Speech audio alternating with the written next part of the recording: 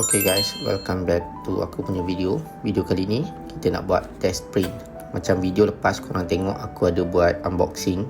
So video kali ni aku just nak proceed ke proses seterusnya, iaitu aku nak test print menggunakan filament yang dibagi.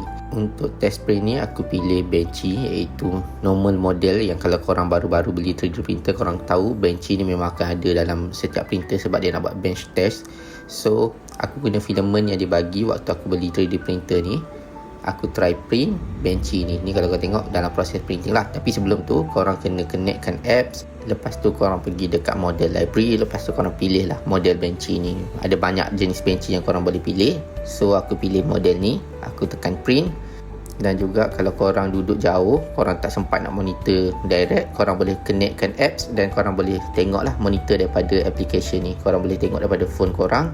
Dekat sini korang boleh set lampu dia, cerah dia, korang boleh adjust lah macam-macam dekat sini. Ni kalau korang tengok di proses printing dah almost siap lah. Dia ambil masa beberapa minit je untuk test print ni, dalam lebih kurang 30 minit. So kalau korang tengok, ni dia punya proses lah. Untuk first print ni aku tak ada apa-apa nak komen sebab dia punya proses ni senang. Korang just plug and play je, korang terus guna. Kalau ini kau tengok ada 18 minit lagi dia punya proses dah 50%. So ni bila dah siap, korang tengok dia punya test. Ni ada string ni sebab aku tak tahu. Mula-mula tu aku pergi buka kipas apa semua.